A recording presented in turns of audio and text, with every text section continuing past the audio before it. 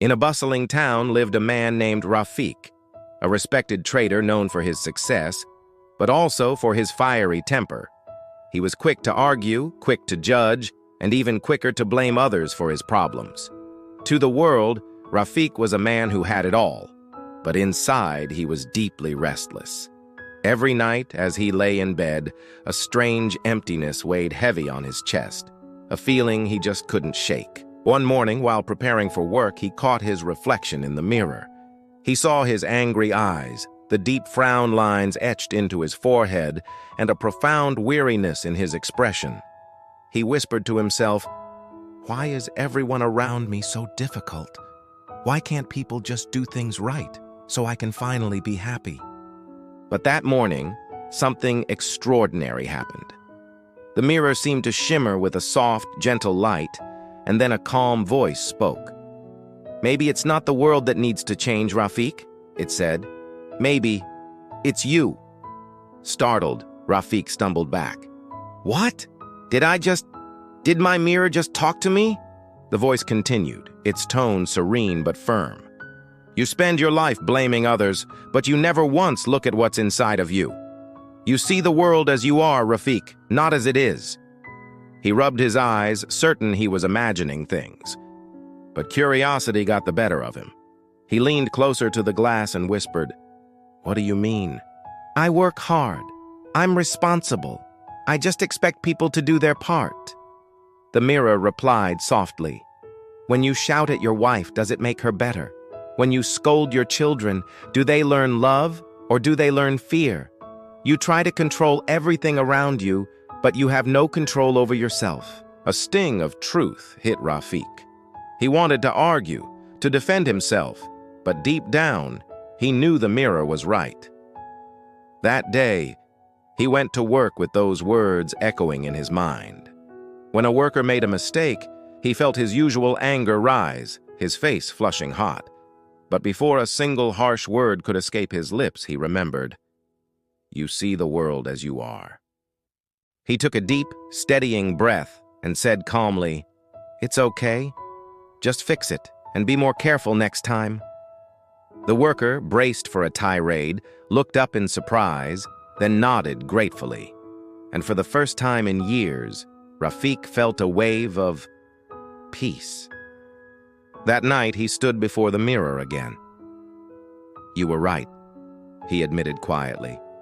"I realize that my anger hurts me more than it hurts anyone else." The mirror seemed to smile faintly. Yes, it actually smiled. "Anger is like throwing hot coal with your bare hands," it whispered. "The first person it always burns is you." From that day forward, Rafiq decided to change one thing each day, not in others, but in himself. He began to listen more and shout less. He started to appreciate the small, quiet moments he had once ignored. When his wife accidentally spilled tea, he laughed with her instead of yelling. When his son broke a vase, he knelt down and helped him clean up the pieces. And when a customer complained unfairly, he simply smiled and said, "I'll do my best to make it right for you." Weeks turned into months, and the people around him noticed the profound change. The angry, fearsome trader had become the calmest, most approachable soul in the entire market. One evening, an old friend approached him, bewildered. "Rafiq, what happened to you? You seem so peaceful these days. You used to fight with everyone." Rafiq smiled warmly and replied, "I found a teacher who showed me my real face." "Who was it?" his friend asked, his curiosity piqued. Rafiq simply pointed to the mirror hanging on his wall. "The one who never lies." His friend chuckled, assuming it was a joke. But Rafiq knew the truth. The mirror hadn't performed magic. It had simply forced him to look deeper, not at his reflection, but into his own heart. Years later, Rafiq became known throughout the town as the Mirror Man. Whenever someone was consumed by anger or drowning in frustration, they would seek his counsel. He wouldn't offer grand speeches or complex advice.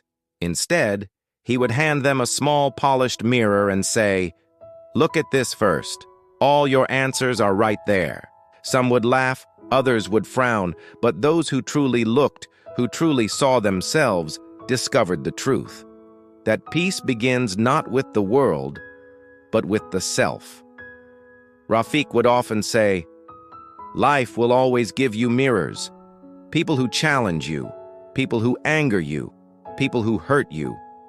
But they are not your enemies. They are reflections, showing you what still needs healing inside of you." When he grew old and his hair turned to silver, his children gathered around him. "Father," they asked, "how did you become so patient and so calm?" He smiled, his eyes twinkling with wisdom. "When I stopped trying to fix the world and started trying to fix myself, the whole world began to change for the better." The mirror never spoke again, but it didn't need to. Rafiq had finally understood its greatest lesson. The world is a reflection of what you project.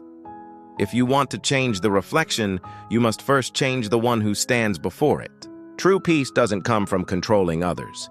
It comes from mastering yourself. When you finally look within, the world around you transforms. Thank you for watching. If this story resonated with you, please consider liking this video and subscribing for more content that inspires reflection and growth. See you next time.